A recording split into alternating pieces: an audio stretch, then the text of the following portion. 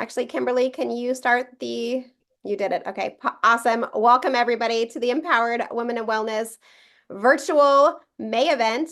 It is Mental Health Awareness Month, which I am so glad we're talking about because I feel like this topic is long overdue to be hyped up and something that we actually share about and we share what's going on because so many of us need to have this conversation, especially as women who are running careers and businesses and putting ourselves out there.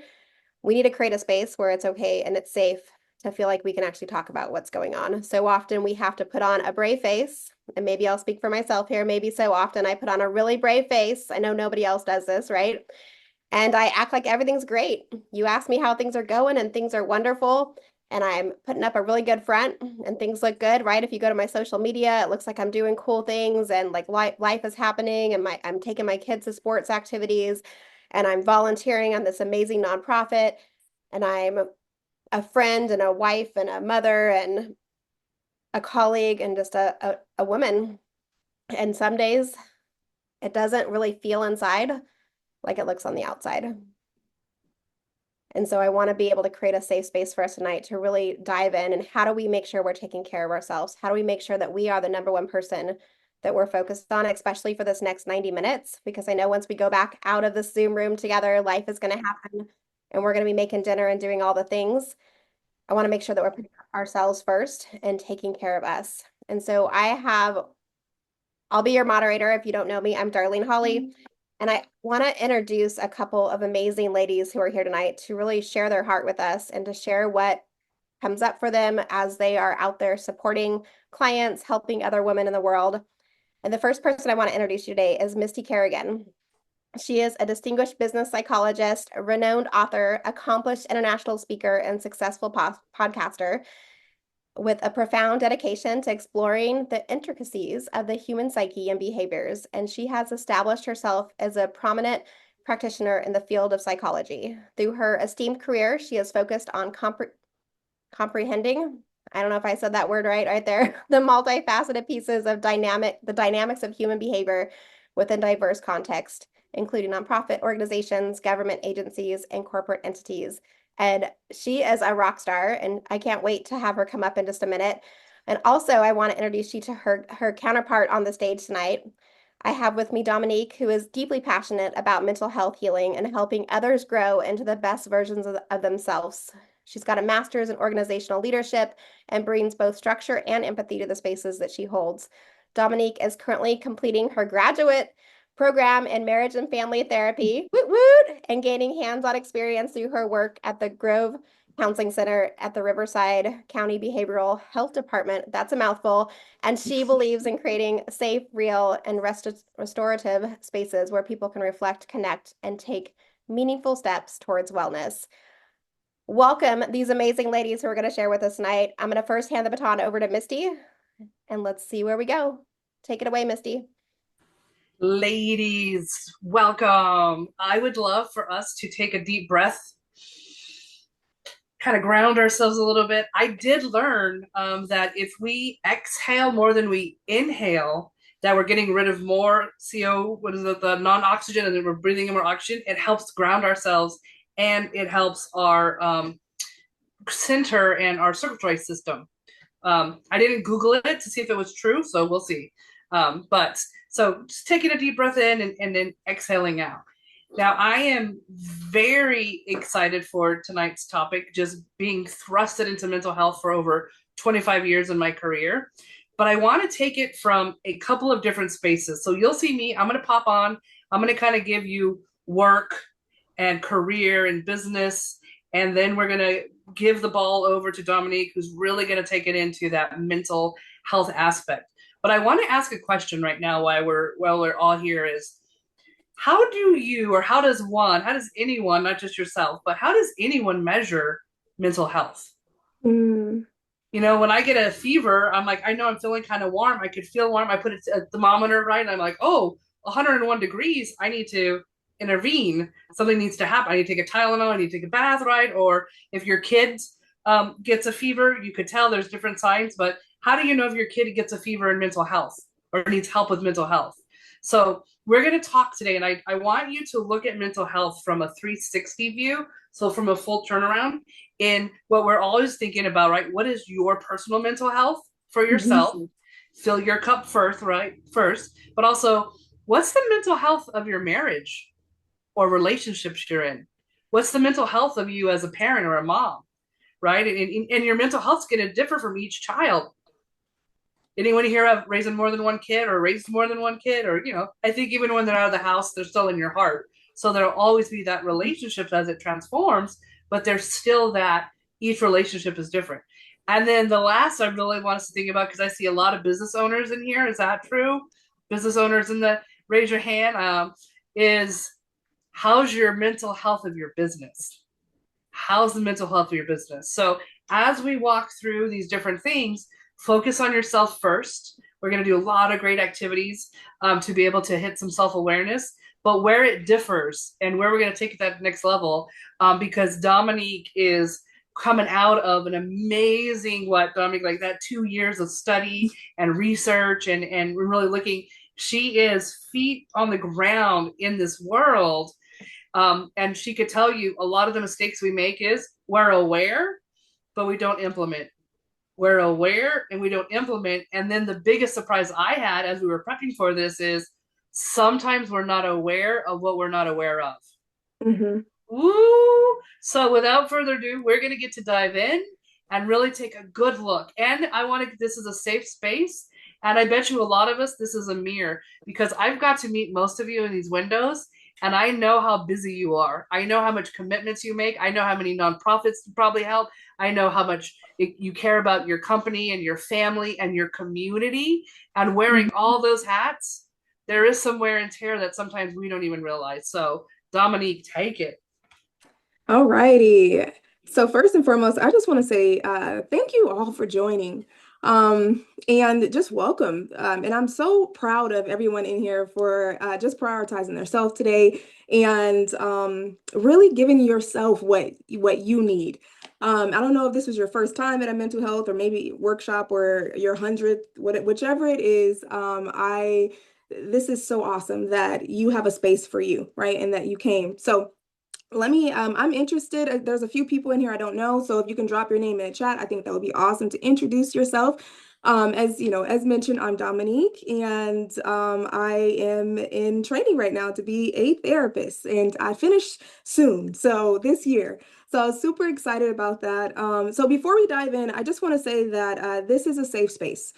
So there's no judgment, right? Only compassion here. And I want you to feel free to share, but you don't have to, right? But there's no pressure.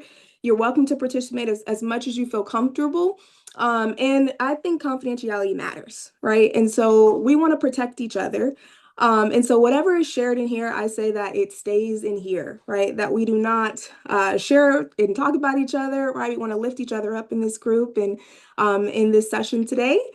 So without further ado, today's purpose is to inform, of course, reform, and also learn some action steps. What do we do when we know, right?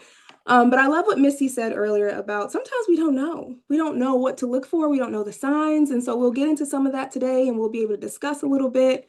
Um, but mental health looks different on everyone and for everyone. Some days we're surviving and other days we're thriving, right? And this space is about really tuning in, naming it, naming what's going on. And I really want you to walk away knowing what you can actually do, right? Something that's practical, things that you can actually apply to your life. So the first thing first, I really want to start with recognizing, right? What does the mental health struggle look like for you? As mentioned, it looks differently for everybody. So let's get into that, right? Let's start. How do we start recognizing what we're dealing with? And the different issues that pop up for us. How do we recognize them? So some common ones. I'll talk on some common ones today, but maybe you don't fit in here, and that's okay, right? And as we're discussing, you can share what is actually happening for you in your mental health journey. So anxiety, a lot of us, how many of us in the room or on Zoom have experienced what we'll tell people, oh, I'm an overthinker. Has anybody ever experienced that? Anybody ever? Yeah. Any overthinkers on here today? Okay, so we got a few. Yes, yes. A lot of us will say, "Oh, I'm an overthinker," not realizing that this is actually a huge sign and symptom of anxiety. It's a form of anxiety, right? You're anxious, your mind is spinning, right? This is a sign. And so a lot of times it'll be overlooked as, "Oh, I'm just the overthinker. That's just, it is what it is. My thoughts race." And it's interesting because when I have a client in front of me and they tell me I'm an overthinker, I'll start digging. What does overthinking look like? Right? Is your thoughts racing? Does it keep you up at night? Does your to-do list keep you up at night? Right? These are all common signs of anxiety. You're experiencing some anxiousness, right? Or some restlessness. Do you worry a lot? Right? So I'll start to ask these questions, but like I said, it's very common for us to go, I just overthink. That's all, right? And it's like, oh, okay. So, and when they told me that it's a red flag, I go, oh, anxiety. Okay. So you're anxious, right? You're anxious. Okay. And then what about low energy? Has any of us ever experienced, I just wake up, I get sleep, but I wake up and I'm tired? Yeah. Yep. Got a couple, right? If you pair this with the right things, it can look like depression, right? So maybe it's for you're feeling extra fatigue, and it's like I get enough sleep, but some reason I still wake up and I'm really tired. I'm really fatigued.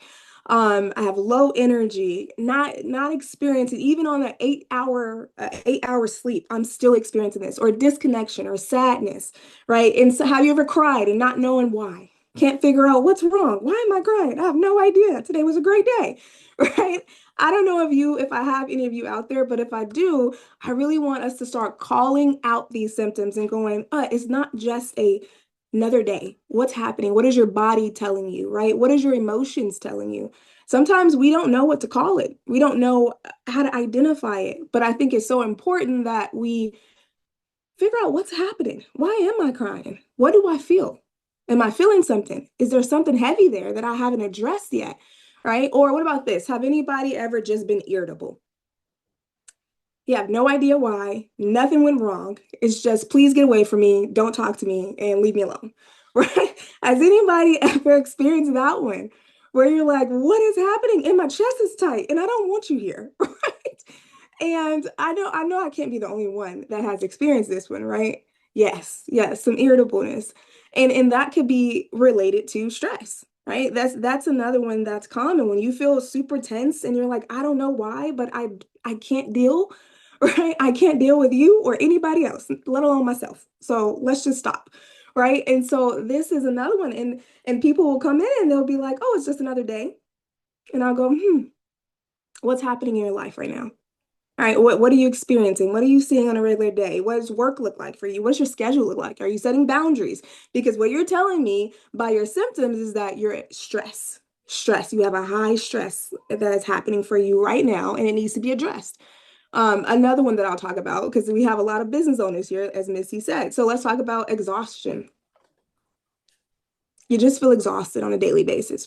How many of you have heard yourself saying that multiple times this week? I'm exhausted. Burnout.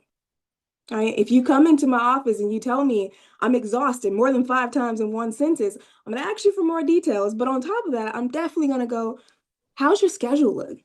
How much is on your plate? How much needs to be off your plate? Right?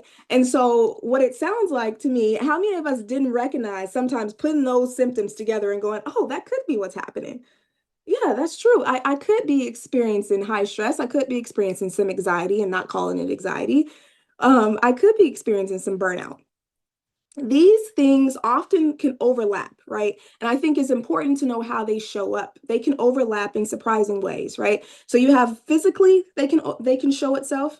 Who experiences headaches? Anybody on here experiences headaches on a regular basis? Yeah, right? Headaches, fatigue, um, changes in your sleep appetite. They can show up physically, but they can also show up emotionally, right? I kind of talked a little bit about being irritable, but being angry, and you just can't figure out exactly why. I can't pinpoint why I'm upset, but I'm upset, right? Or experiencing numbness. I don't really feel much. I just kind of move through life and I get it done, right? I'm just doing what I'm supposed to do every day, right? Experiencing this numbness. I don't feel too intense and I don't feel too dull, but it's just moving. That's okay. Elena said she feels like it with all of them. That's okay, right? And I think that is so common, especially as women, as we're moving through life, we're mothers, we work, we're out in the field. It's so common to ignore these things too and just kind of chalk it up as it's a part of life. I'm just moving. This is normal, right? And not being able to go, what is really happening? What is my body telling me? What is my emotions telling me? What's my behavior telling me? Behavior, let's talk about that. Behavior, some behaviors you can look for is isolation. How many of us isolate? When I'm feeling a little bit overwhelmed, I just need a second by myself. Isolation, right? Overworking. How many of us throw ourselves into work? I need to be busier. That's what I need, right? I need to be busier. What can I do? I don't want to think about this thing, so I'm gonna go work, right? I'm gonna go hop on the computer. I'm gonna put my computer, I'm gonna put it whatever, right? All of the above. I love that. I love the honesty, right? How these are things that we tend to do as women, but overall as people. But this is what we do, right? We run to these things, these escapes, versus dealing with it, right? We would rather go around it than through it. But how many of us know that it's so important to actually go through it, to actually feel it, to experience it, to address it? So I want us to take a moment to think about the last month, right? And some of you already responded to this, but I want you to think about it a little bit in depth and detail. And I want you to think about the last month and which of these signs and experiences have shown up for you. What's shown up for you? What's been evident, but maybe something that you hadn't addressed? Or I know for me, I've been an overthinker since I've been breathing. So, if you ask me, oh, I overthink everything, not realizing, wait a minute, uh, I'm anxious about almost everything too. Right. And not being able to pair those two together. So, what's been showing up for you? And if you feel comfortable, you can drop it in the chat or you can unmute yourself and share. I would love to hear.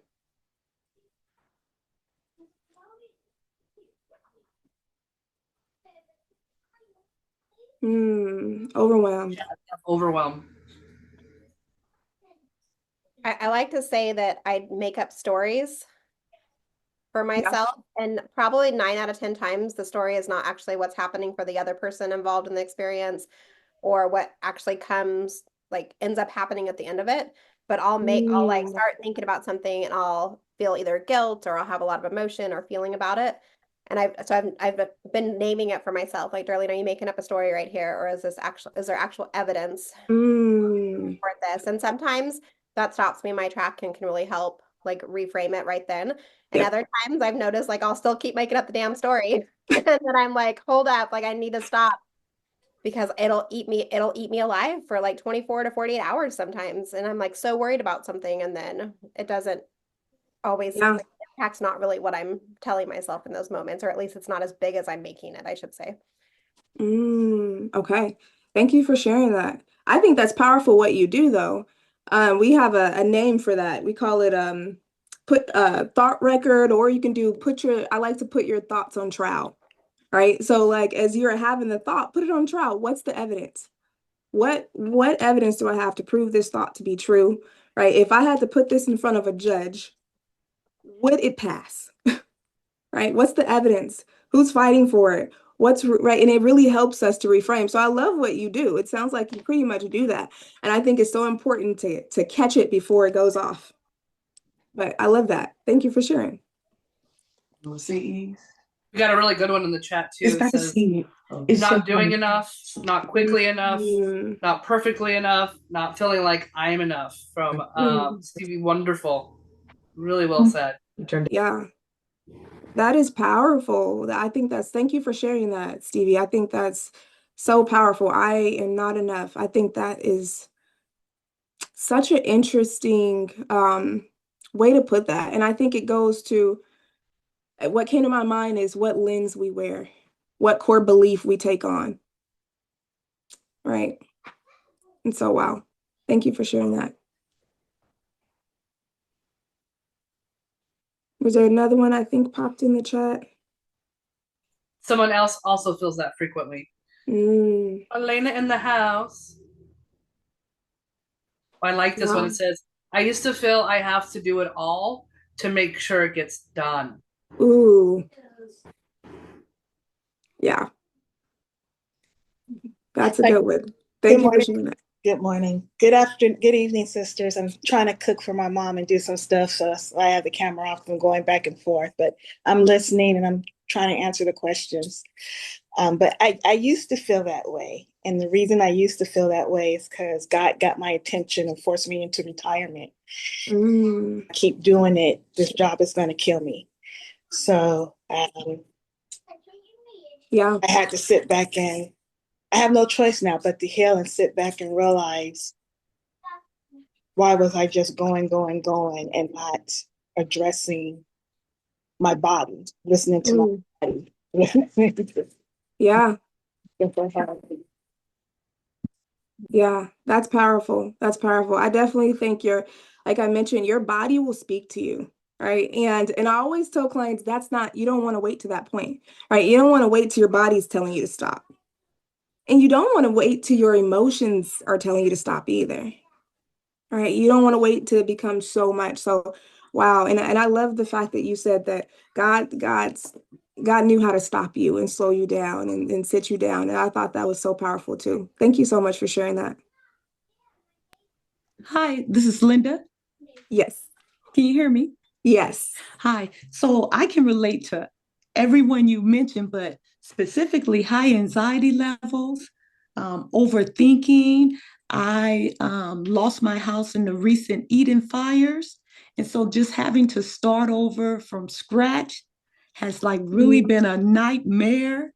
And I just find myself up at night, just always thinking, okay, follow up with the insurance companies, and you got to do this and you got to do that, and you have to look out for this, and making sure that my family is okay and that everybody is navigating this trauma and high stress levels. And it has shown itself, like you said, in physical symptoms, mhm, emotional symptoms, irritability, angry, just short patient at times. Oftentimes, my daughter will tell me, you're not really listening. It's like things just bounce off me. You know what I mean? mhm. And then Yeah. sometimes they could be talking to me and it's like I automatically tune them out and I have to go back and say, okay, they said something. What did they say? Go back and ask. Don't assume that, it was nothing, because she'll mention, Mom, I said something to you. And I just assumed that whatever it was, she would handle it, as if she didn't need anything. But I think that was just my body's way of just shutting down, like saying, Mm, like yeah. enough, and all men feel, fend for themselves at this moment, so to speak. And so I'm Mm, having to remind myself not to do that, and how yeah. important it is to really listen and not, tune out, because I'm quick to just tune out.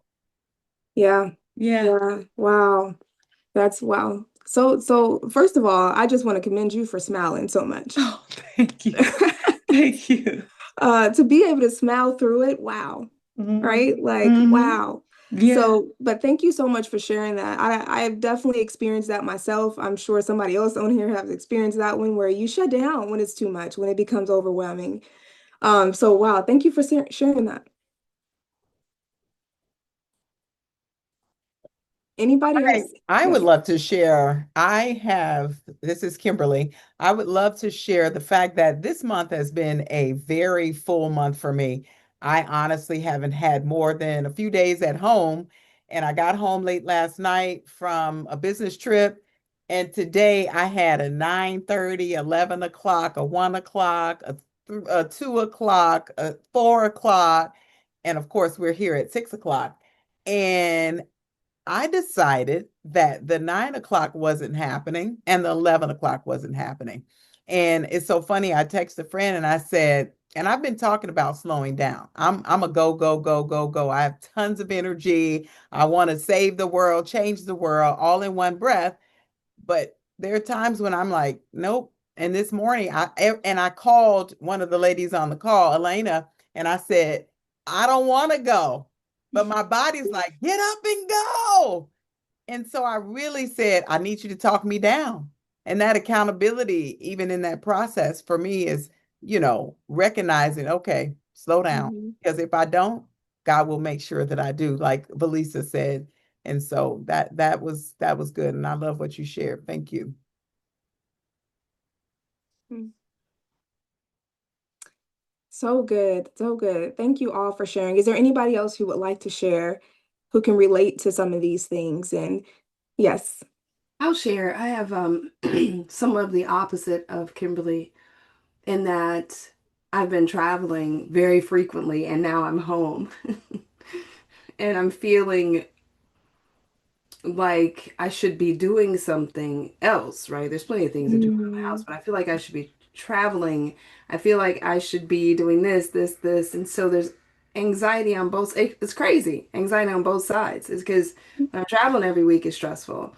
When I'm home and not traveling, it's like, crap, I need to work. I need to get out, right? So it's just like, we yeah, just need a balance that we have to strike and just know that we're okay, you know? yeah. Breathe through it. So Yes, yes, I definitely agree. Thank you so much. And giving yourself grace, right, through it all. Give yourself some mercy. We're so quick to give everybody else compassion, but ourselves, oh man, why is it so hard? So hard. So in this next portion, I really want us to go even deeper, right? I want us to reflect now, right? We kind of know some of the things that's going on with us, but I want us to dig a little deeper, and really take a moment to check our symptoms, which some of have has. We talked through it a little bit, but I want us to go a little deeper about what symptoms we're feeling, right? To check off some of these symptoms that we have and that we're experiencing. And then I have a worksheet that I really want us to kind of work through. I'm wondering if we should break off. Yeah, you want to, how many people do you think in a room, Dominique? Like, is it good for like three? What do we have? 1, 2, 3. Yes, 3 could work. Let me start the breakout room. So give me 2 seconds. Actually, oh, there. I was just gonna say, Kimberly, I might not have ability, but I do. It was hiding. All right, so do you want to give instructions for what we're gonna do in the breakout room, and I'll start setting those up? Yes. Yes, yes. So for the breakout rooms, I want us to talk a little bit through some of our actual, let's try to label some of our feelings that we're feeling, right? So we're going to talk through some of the symptoms that we're having in detail with each other, label some of them, and then we're going to try to reframe them, right? How do we start to look at them differently? And so you can have a pen and paper if you have it near you, but you can talk with each other about how do we now start to look at this differently? So first and foremost, we have to label them. And then we have to figure out how do we start to reframe them? What does a reframe look like? What can I do instead of this, right? If this thing is causing me to feel this way, now what can I do to reframe this thinking, right? And so what you could do is you can say, um, you could ask each other to kind of write down some of your symptoms. Like I said, pen and paper, something simple. Write down the symptoms that you're having. Figure out what's causing your symptoms, right? And this means you may have to dig deep and discuss, right? So what's causing your symptoms? So if, for example, if you're feeling overwhelmed, what is that leading to? And maybe, for example, I use Elena because she just went and it's leading to not doing enough, right? So we're going to go not doing enough. And so now how do we start to reframe the not doing enough, right? Are we doing enough? Let's question it. Let's put some of our thoughts on trial, right? Let's start to put some of these feelings that we're naming on trial and see what is actually truth, right? And what is something we've been holding on to? What lies have we been telling ourselves and holding on to? And how have they been driving us forward? Does that make sense? Yeah, I think so. Okay. Dominic, how many minutes are you thinking about? 5 minutes in the Yep. breakout room? Or okay, so I'm gonna move everybody then to breakout rooms. Anybody have any questions before we shift over? You could also raise a hand and we can come in and help. Yes. All right, awesome. All right, I'm gonna hit the button and I will welcome you all back in about 5 minutes. We'll see you soon. Awesome. Should be able to join the room. It should give you a notification.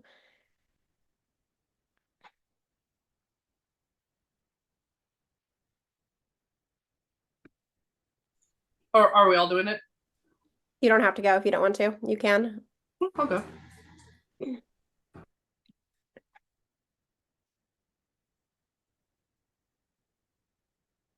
Kimberly, do you want to hit pause on the recording?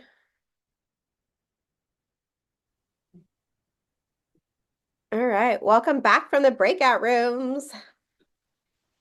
How was it? Did we have some major aha moments or life-altering mental health changes while we were in there for 5 minutes? We're changed people. I wanted to add, because I think it's especially if we're of a very strong faith, sometimes what we'll do with mental health is we'll say, like, well, what's my lesson, right? What's the, maybe be sometimes over positive or over well, God, what's God trying to tell me? And that's good. I mean, I don't take that away and don't stop that. But where we're looking at sometimes with mental health, and what was talking about in our breakout room was, it's okay to grieve. You know, losing Linda, losing a home. I know your loved ones are great, and that's good, and we want to rejoice in that. But then we could also take a step back and be like, and I'm sad. Yeah. I'm just sad, and it's okay, because that's just how I feel. I have ADHD, and it always puts me further ahead than my feelings. My thoughts go faster than my emotion.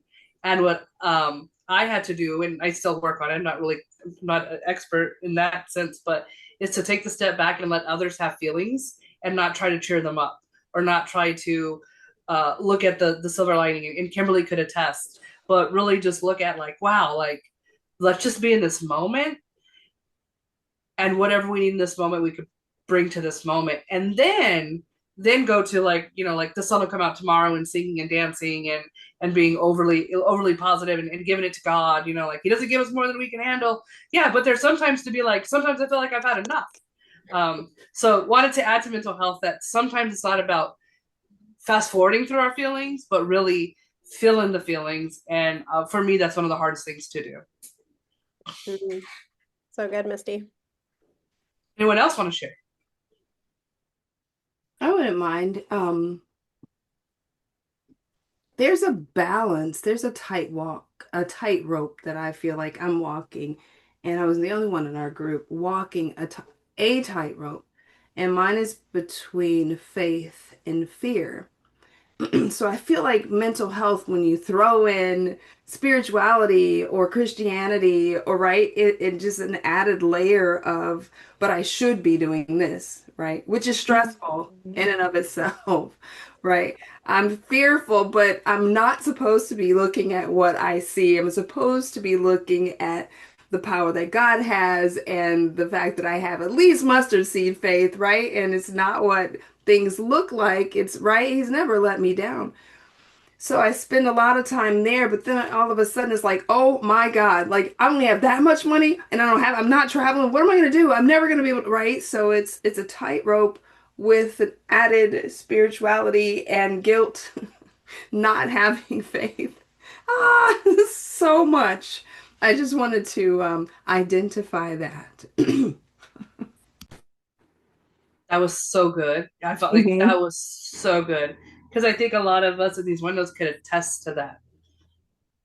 Like, I know I should have faith. And actually, and Dominique, maybe you could take a few minutes to kind of go through this, is what we learned in studies when we're studying therapy and we're studying mental health is, unfortunately, sometimes what the churches did is they told people, put it on God, but and you can, but there's some things where there still has to be connection help here.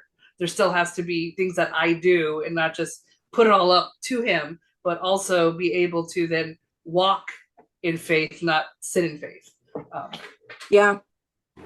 Yeah, I definitely agree with you there. I think that is so important. I know right now I'm at the Grove Counseling Center, and we're a Christian-based counseling center, right? And I'm also with the County of Riverside. And so two opposites, but we're a Christian-based counseling center. And it is very interesting because a lot of my clients aren't Christian. I have a handful that are Christian, and they love to have faith and integrate it into our therapy sessions. And then I have a lot that are not Christian, right? And it's very interesting dynamic there. But one thing that I think is important is God gave us these emotions, right? These aren't something that we just, boom, fear is something that I'm feeling because I created this in me. No, it's a God-given emotion that you feel, right? It's sadness. And I think we have these things where we make things bad or good, good or bad, right? And we start to label a lot of these emotions as bad. This is bad. It's bad to feel sad. It's bad to feel angry. It's bad to feel fear.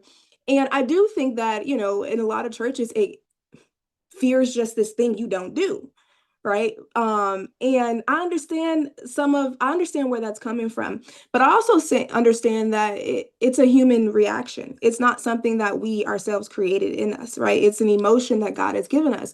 I think the importance is not allowing it to control us. I think that's where it becomes faith over fear type of, right? When it becomes paralyzing. God, am I allowing this fear to paralyze me, or am I allowing myself to feel it, acknowledge it's there, right? And know, how do I move forward even though I feel this way? How do I move forward even though I'm hurt? It's sad, right? How do I still keep going? How do I keep going even though? And so I think it's so important to not label our feelings good or bad, and to just acknowledge that this is actually a God-given emotion. And I think about David. I want to say it's Psalms. I gotta remember it. I believe it's 39. I'll look it up and before the end of this. But it was when David was having a battle in his mind, right? He said in there, he said, you know, I told myself that I will not say I think it was bad words. He was kind of struggling with going off on people who weren't Christian. And and he was going off on people who weren't Christian. And he was saying, you know what? I'm going to tame my tongue. That's what I'm going to do. I declare that I'm going to tame my tongue. I'm not going to do it. And for a while it worked. He tamed his tongue. And then he says, and then I mused, right? And what that means is that he thought about it. He thought about it. And he thought about it. And he thought about it. And then his tongue was untamed and he went off, right? And so what did it for David? What did it for him? It was what he mused about. It was what he focused on, what he thought about. It is so important what we occupy our time with. That's important. It's important what you receive and what you take in and what you let out. That is so important. You know, the Bible incorporates mental health. It's in there. It's all over it. You just got to look in there, right? It's all over it. He talks about what to meditate on, what to think about, because your thoughts are so powerful. Your thoughts control what happens next for you, right? And so yeah, I know that helps, but I know the battle that happens between faith and going on in the mental health world and what's happening in my mind, God, and I think it's the Bible talks about it. It's just how we look at it. What are we looking at? You know, he talks about what he talks about, and when Paul talks about, you know, thinking of all things pure, hopeful. That's a thought thing. He's telling you what to think about. He's telling you what to meditate on, right? So. I think, you know, it's in there. It's very clear that these things are real and it's not something we just created in modern time, right? These are real. These are our emotions. God has given us these. And it's about how do we move forward, even though we feel a lot of us want to go around our feelings, but I think it's so important that we go through it, that we feel it, that we acknowledge it, that we call it out, call it what it is. You know what, God, I'm fearful right now. I'm scared. So I don't know. I feel like I went preaching, but I was just gonna say, I feel like I just got like the gospel preached to me, girl. You're in good company. but yeah, so we can move on because we have some more fun stuff to do. Yes.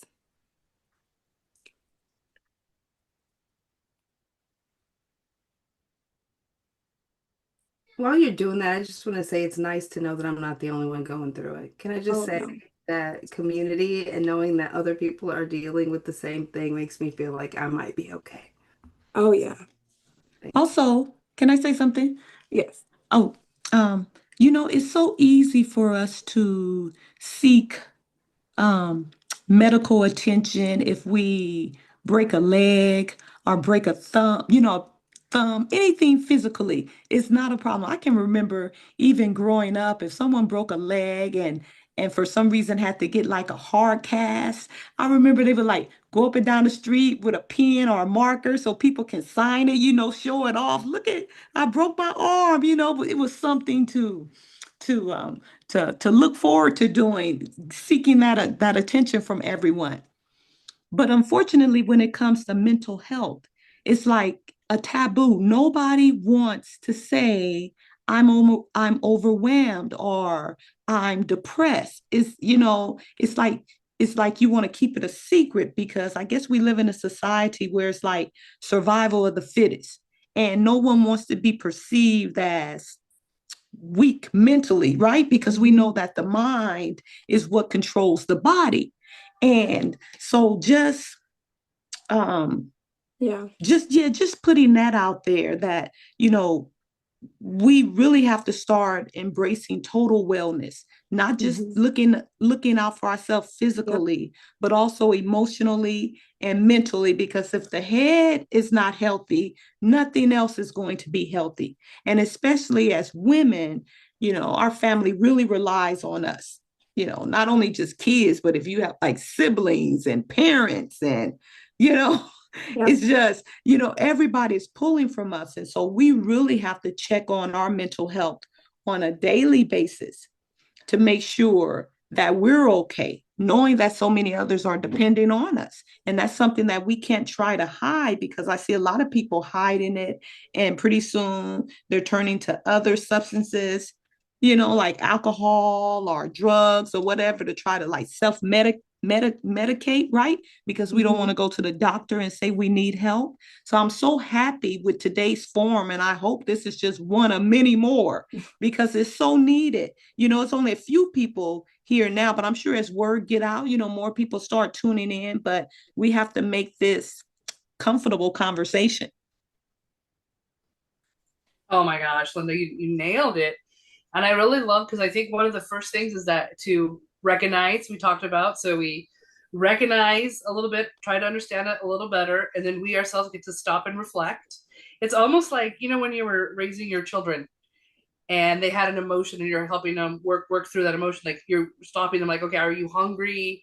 Are you sad? Are you tired? Like you help them identify their emotions so then they could react appropriately, right? And not be 22 and throw on the floor and kick their feet. But sometimes we still, as adults, we have to do the same thing, especially if we weren't taught as kids, or we were taught emotion was wrong, or who got punished for having emotion when you were little. I'll give you something to cry about. Yep. Right? And we're like, oh shoot, I shouldn't be upset, right? Or like, how come you're so sad? There are kids hungry around the world. You get food, you have a roof over your head, like you're not grateful, right? So you get told all this stuff and you become an adult and you're like, this is very overwhelming. So one of the things after we reflect and that next step is to, as we were talking about with that mindset, I love saying the things we believe to be true, we create. The things we believe to be true, we create. And there's a Bible verse that says, me plus God is a majority. So if the things I believe to be true, I create, and I create it with my co-creator, and me and him, even if everyone else thinks I'm crazy, if God's with me, that's the majority. And that's where the mustard seed comes from, right? We're talking about have a little bit of faith. It's okay to hold the mustard seed and cry. It's okay to hold the mustard seed and get angry or throw it and then have to go back and find it again. Anyone else ever do that? Throw ye small faith, you throw it, and then you get over yourself and you're like, oh, where did I put that mustard seed? I got through my emotion. Now where's that mustard seed? So what we want to do in this next part as we get through, and I want to remember time as we recognize and reflect, the third part is let's reframe. Let's not overlook the emotion we're feeling, but after we filled it, like at what point is it enough, right? At what point am I like, okay, I've grieved, I felt, now what? What's next? And so in our reframe, what we're going to do is where a lot of people sometimes fall short is we're going to go from awareness to action. Where some people go to, and I think Linda nailed it, they go to awareness to numbness, awareness to overwhelm, awareness to drugs, awareness to, fill in the blank. What we want to do is go awareness to now action that's actually going to help and not hinder the emotion or stifle it. So turn it back over to our in-house soon-to-be therapist. I'm really excited about another amazing MFT in the world, because I don't think we have enough MFTs who are able to bring it both mental health wise and spiritually. I think if we get more people bringing in mental health with the Bible, that 1-2 tools, that's where we're going to see, because we have to take it somewhere, and there has to be that higher purpose. And that's just where we could start with awareness to action. and then bring in some of the good things we learned, like to fall to our knees when we need to let it go, let it up, right? So Dominique, I'm gonna hand it back over to you. Let us take us through now what? Now we're aware of it. What do we do? Awesome, awesome. Thank you. So what we're gonna do now, now that we have already we've named our feeling, right? How do we cope? Right? What kind of coping strategies do we have? Everyone has a pattern, right? We all have a pattern. Some help us, some hurt us, and some just distract us, right? So we all have it. And so I want us to really deep dive into what actually helps us, what hurts us, right? And so there is a worksheet that I believe Darlene dropped in the chat. Okay, so I want to take a moment for us to look at that worksheet. We can talk through it. If you have a pen and paper, you can actually work on it. We can talk out loud about some of these things and kind of work through it together. But I think that this worksheet is amazing. It's an amazing tool. And it's because it talks about, let's go to it. How about that? Let's pull it up. Let me. I'm ready and I can share screen. Perfect. Let's go ahead and share screen. Oh, they're going to turn it on for me. Thank you. Okay, sharing screen now. Can we see healthy versus unhealthy? Yes. Is it big enough? Yep, that's perfect. Perfect. Okay, so as we're looking over this worksheet, we'll see there are healthy coping strategies and there are unhealthy ones, right? And so when we're feeling overwhelmed or we're feeling some of these things, I want us to really talk through what is actually, and be very honest about what are some things that we do that are unhealthy, that has not worked for us, and really think and talk through some things that are healthy and what could be stopping us from doing it. Because I know sometimes we know the healthy thing to do, and yet we still choose not to do it. There's something there that's blocking us from getting to the healthy way out of the situation. And so, and if we're bringing in spirituality, what is the out that God has given us? Because it says He always provides one, right? What is there for us, and are we taking it? And if not, let's talk through why not, right? So if we can move down. And so we can actually go straight to the worksheet. Okay, perfect. So we've all kind of talked through a problem that we're currently experiencing, something that we're feeling. Maybe it's us being overwhelmed. Maybe it's that we don't feel like we're enough. And I wonder what situation is causing us to feel some of these. So I want us to identify an actual thing that is causing us to feel, or that is causing some of these feelings and emotions to arise in us, right? So let's just say, the problem is my job is stressful, right? Let's use that one as our scenario, our stressful job. And I was recently talking to someone who said they have no breaks in their job. Like it's just all day long. It's very stressful. It's very intense. And so I want us to walk through what are some things that we can do when we're starting to feel overwhelmed, right? When we're starting to feel those, irritable. What are some unhealthy coping strategies? As anybody can shout out, because I can't see you guys, is anybody can shout out some of the unhealthy coping strategies that you've maybe run to and some of the consequences that you've experienced it. Drive-throughs for food. Mm-hmm. Yeah. I use food to help myself feel better. And then I feel worse. That's a good one. That's a good one. Stress eating, yeah. Yeah. Stress eating, absolutely. Lots of chocolate or chips seem to be. Yeah. Salty sweet. That's a good one. What else? Anybody else? I would say chips too. I try to keep them out of my house because when I know, I'm like, oh, because they're quick, they're easy, they're fast. Bring them. Bring the chips. And delicious. And they're delicious. Yes, yes. I would say even alcohol at different points, like feeling like I just need a glass of wine right now just to like calm myself and settle. And it's definitely not something I try to go to as my first, but there's been a season in my life where that was my first thought was like, I just need a glass of wine or just want to relax. Yeah, I just want to relax. I just need to go to the Temecula wineries and sit down and have a bottle by myself in a corner and I'll be fine. We're all happy. I know for me, it's negative self-talk. Oh yeah. I'll immediately tell myself, you're not doing enough. You're not going fast enough. You're not smart enough. This is why it didn't work. I'll immediately tell myself, it's me. This is why this went wrong. So negative self-talk. I tell myself other people didn't do something. Okay, blame.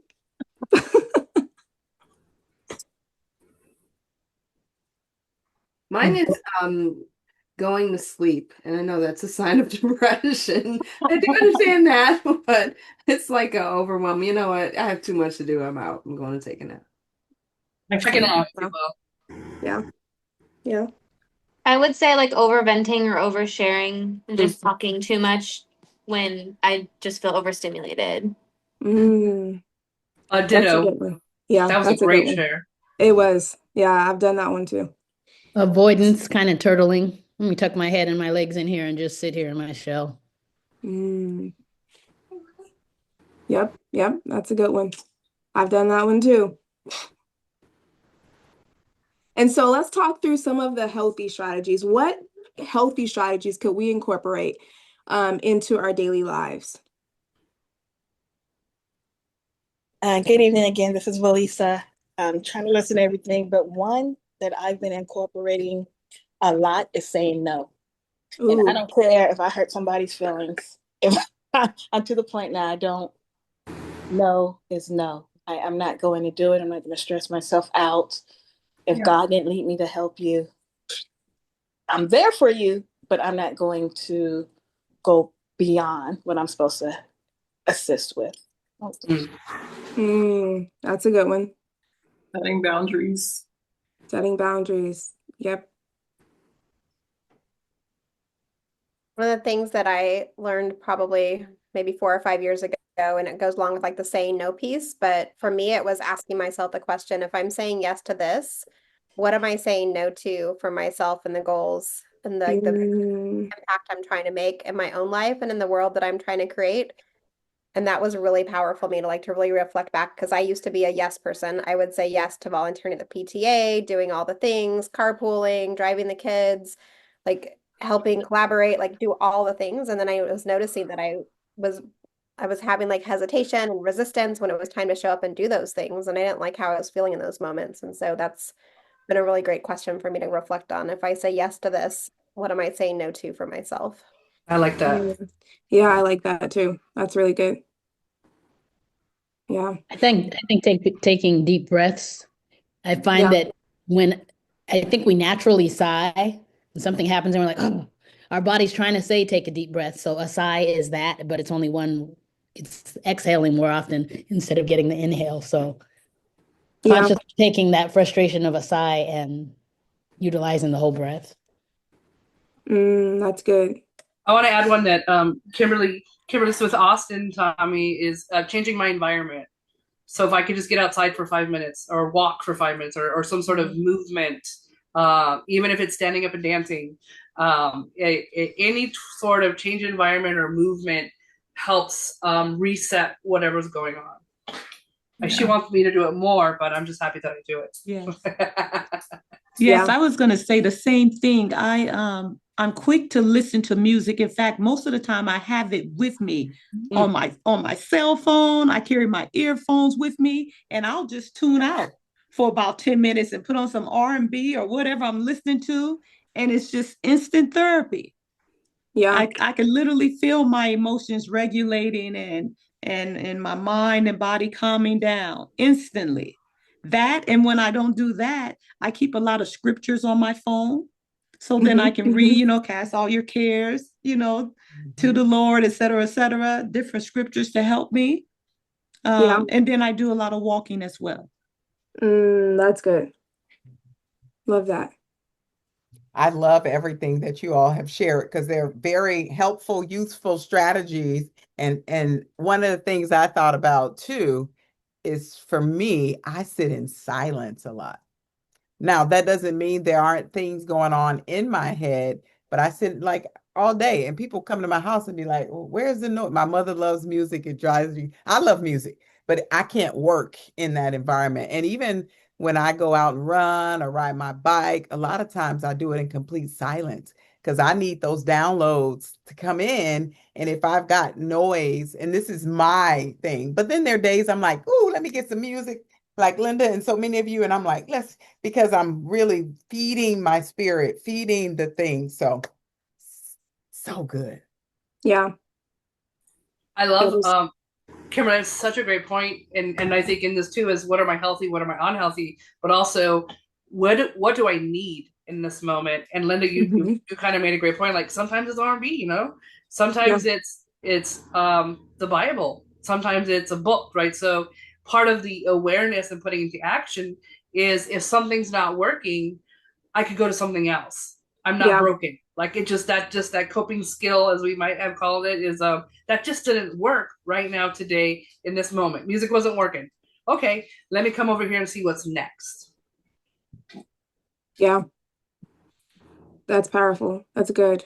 And I think that it's also really powerful. It says on here, barriers to using healthy coping strategies. What are some barriers that we often face because it's easy for us to say it right now and call it out. But how many of us run to it first? We go straight to our coping strategy before that thing overloads us, before we become overwhelmed, before we hit burnout, right? How many of us have went straight to those before we've ran to our coping strategies, right? So I'm curious to know what are some barriers, right, to implementing the coping strategies. Distraction. Real For or me, it's imagined? distraction. Something shiny went by, and so let me go and take care of that instead of maybe doing some prep time or just sitting or filling that thought. I'm like, oh, what's next? What's next? Yeah. That's a good one. I think sometimes it's too like feeling like I have to push through because I'm going to let somebody down or like other people are involved in it and I don't want to let other people down. So I just feel like I have to keep going and push through and I don't let myself process. Yeah. I would say frustration and anger because it's hard to think when you're angry. It's hard to think, healthy when you're angry. You're just in your feelings and you're just stuck in that rut.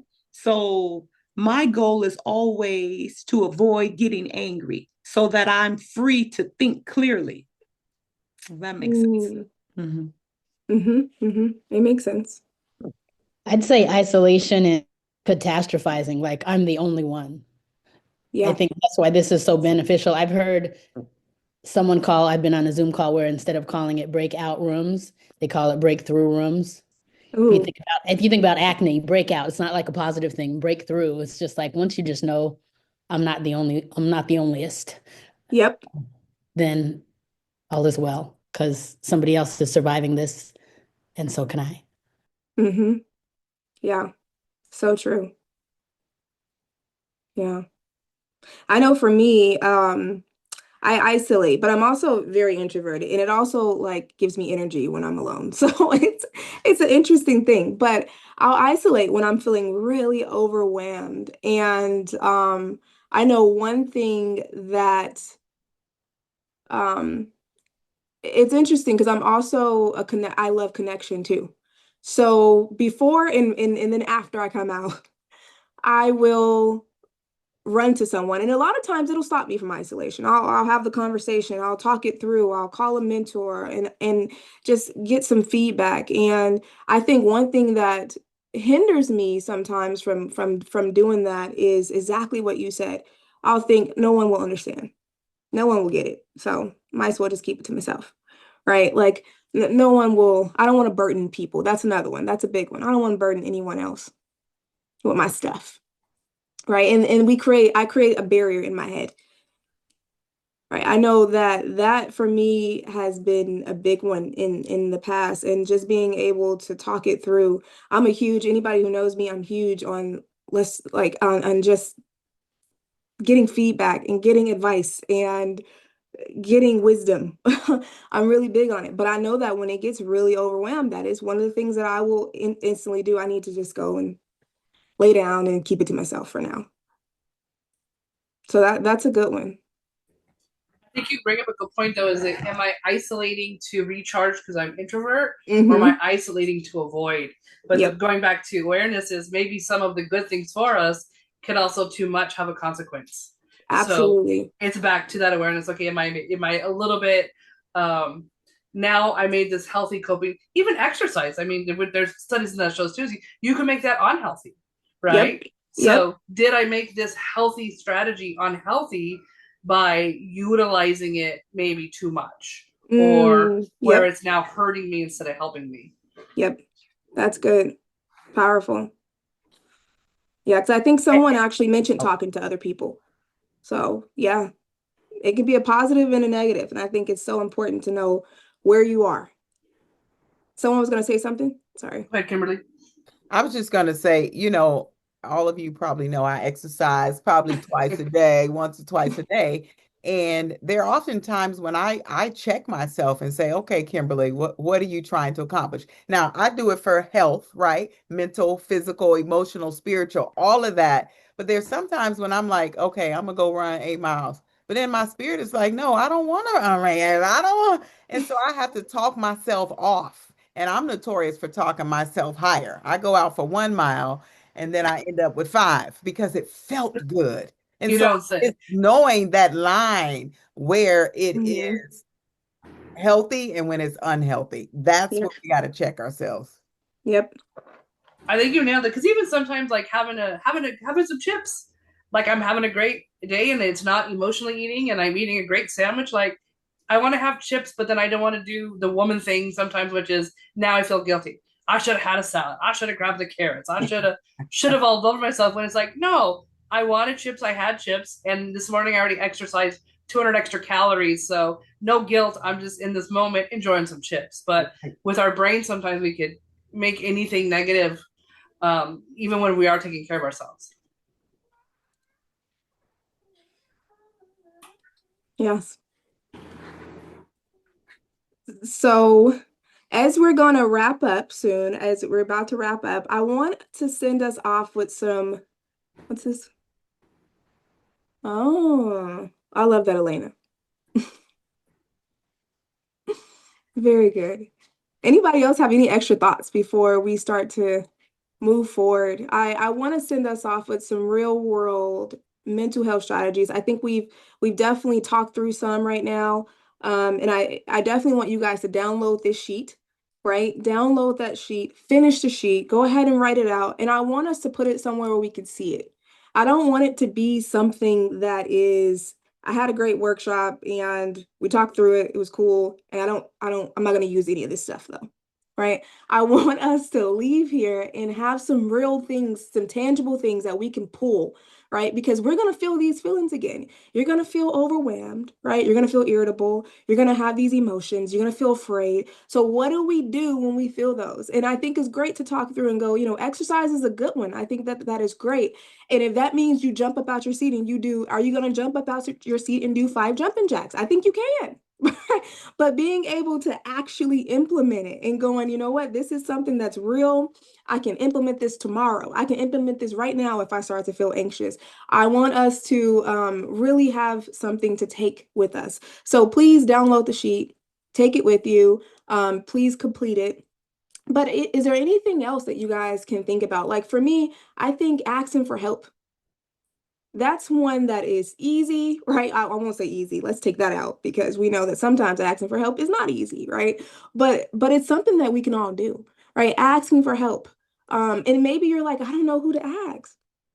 That's okay. And maybe that means you have to find your person and be very intentional about it. How many of us know that we have to be intentional about our mental health? We have to be intentional about our health. We have to be intentional about how we take care of ourselves and caring for ourselves because it's very easy to overlook us. And so asking for help, that's one, right? Moving, we talked about that one. Get up. If workout is exercise is your thing, I need you to be able to get up and do a jumping jack if you're starting to feel overwhelmed or if you're starting to feel too much, like if you need to just breathe. Somebody said something in the chat. I didn't see it. Melissa, I definitely, let me get my video back on. Ma, I'm on the phone. Asking for help. I Mhm. definitely want to say that is a powerful one and it Mhm. can be done. It took me years to get there, but Mhm. I Mhm. see the outcome in it. And I will tell you the story of the visual. I went to a retreat to give me a visual of why I needed help. Mhm. Because I wasn't trusting people. That's why we don't ask for help because we don't. I don't trust. I didn't trust. Mhm. Mhm. And they had me go on a plank 10 feet up, and I had my wrists and my ankles bound. And the goal was to fall backwards. And the instructor said, "When you're ready, go ahead." And there was 15 people on the ground waiting for me. And when I fell and they caught me and they said, "This is what help is about. We're here. We're not going to let you Mm. fall." And from then Wow. on out, it was like, okay, I can ask for help. And if they don't know, if that person can't help me, they always give me a name of who can. That's so good. I love that. Who's ready to do some trust Beautiful. falls? How I far did want to do she some say trust she falls. was up? How far were you off the ground? Did she say 15 feet? No, I was, no, 10 feet. Oh, that's the same 10 thing. feet. When you said your ankles and wrists were bound, do you guys remember? Do you remember Fred Flintstone how he used to walk on his toes? I started thinking about how I'm about to get away on my toes because I'm not falling. That is fantastic. Exactly. Sorry. No, that is fantastic. That's awesome. What else can we think about that's something tangible? That's really I think journaling is a good one. Who journals? Is there anybody in here that journals? Yeah. Okay. That's good. A couple people. I think journaling is powerful, right? It's so powerful to write it down.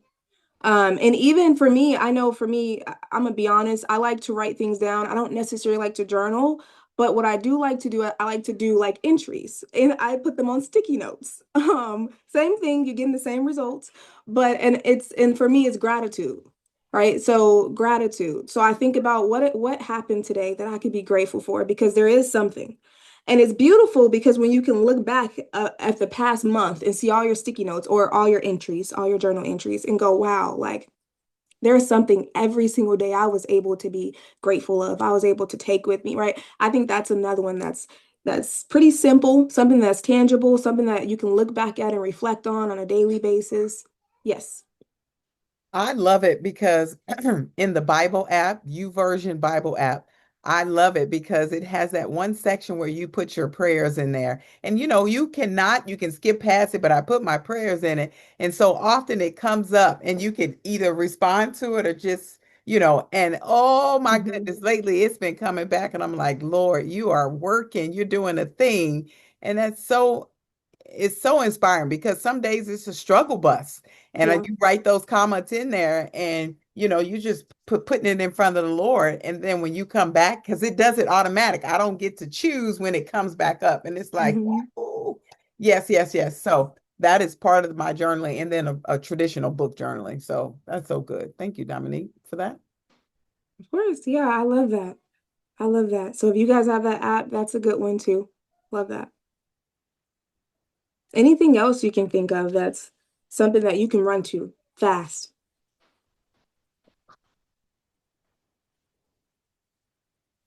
I love. Community. Oh, go ahead. So it's Community. a community. Oh, good one. Yeah. I Yeah. like YouTube's TED Talks, like just like something like that, just get me fired up. I have some friends, like that'll send me a quote or just something to like words of wisdom, words Yep. of love. Oh, I love that. That's good. Yeah. And I think community is big too. I like that when somebody just threw that out. I think community is huge and being able to have the right community and always having someone I think is important. I think I was just talking to somebody about always it's another Bible reference, guys, but but always having a Paul a Paul, Barnabas, and Timothy, right? And just being always having somebody that is over that you can reach up to and go, hey, like I need you to pull me up right now. And then always having somebody you can pull up. Who's under you? Who are you pulling up, right? So I think that being able to have that three-tier community around you is so important.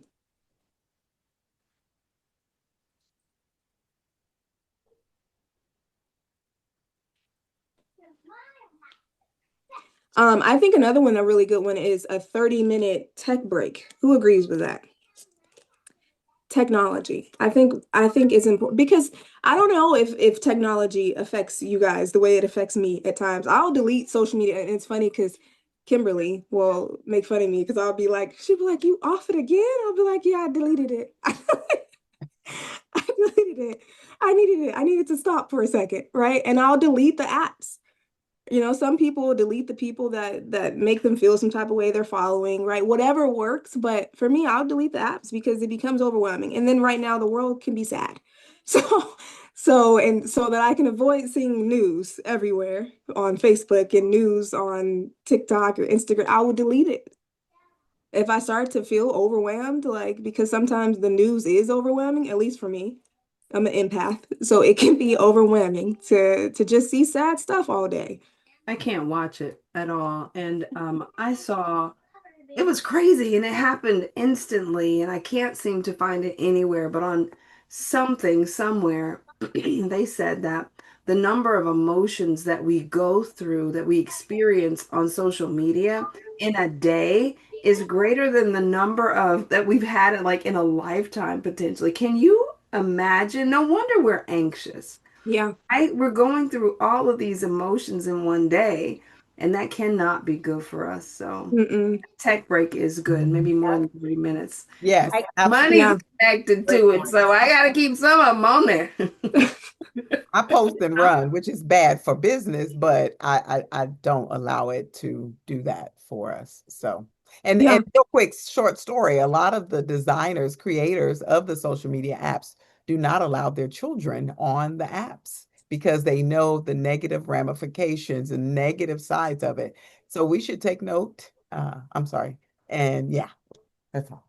I think it's just as much of an addiction as any of the other Yeah. things Mm-hmm. out there, probably even more so, especially for our children. More.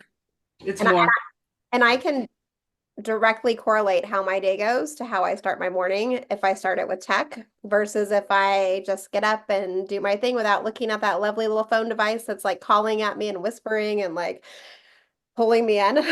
But I have such a better day and a mindset, and a shit like the shift is so much more powerful when I stay off of it. Yeah. One other thing I've tried recently is sometimes I'm not going to grab my Bible or read or get quiet enough, but if I'm listening to songs that have Bible lyrics in them, I start praying the verse. It's like we sing it, but consciously, intentionally, it's not just words going by. Like a lot of Mm-hmm. people Mm-hmm. make up words. That's not what the song says, but actually grabbing the lyrics and praying, using it as a prayer point instead of just a melody, something that rattles past in 3.5 minutes, and grabbing some of the lyrics and praying them through.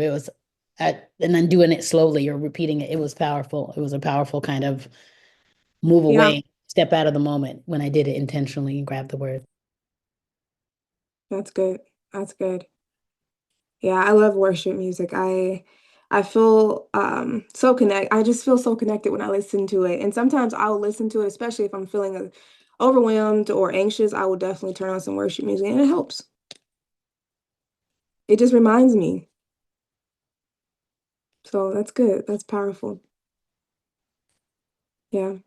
And then lastly, I think a part of asking for help is, and this is my last thing I'm going to say because we're about to close out, but is book a therapy session if necessary, right? Don't be afraid to admit, you know what, I may need more help than I know how to give myself.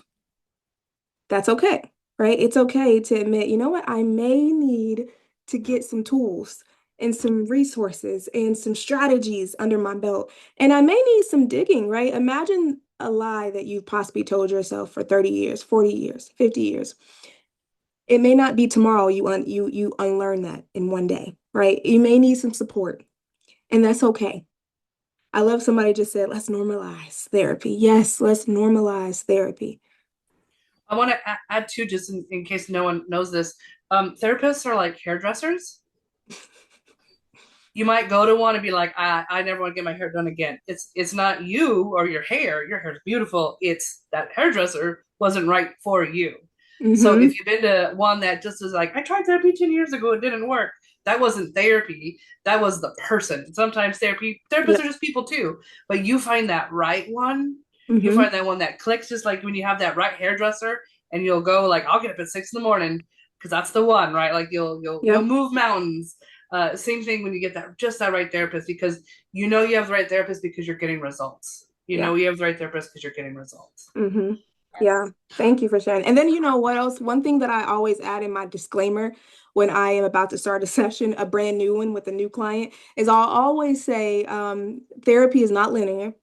It's rocky, right? So you may come in and you may feel great after a session, and you may come in another session and you may feel horrible because you're digging, you're poking around, you're talking about things that you probably have never talked about, you're visiting emotions that you've been trying your best to hide and run from, and it's not always going to feel good, right? You may leave a session feeling rocked. Your world may be rocked, and that's okay. I always say, give me at least 6 sessions.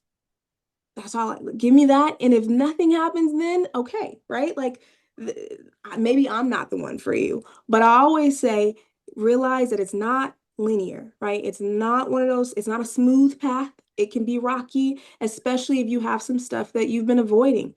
And it's time to dig through. It's time to set free. Not always easy, doesn't always feel good.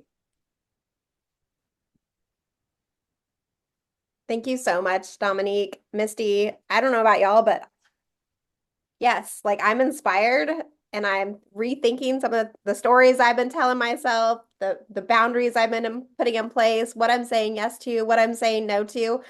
I'd love if you could drop in the chat real quick before we log off. Like, what's your number one takeaway from today? What's the one thing that was like the nugget you came here for that you didn't even know you needed to hear? And I want you to also grab out your calendar because we are having an in-person event on June 28th.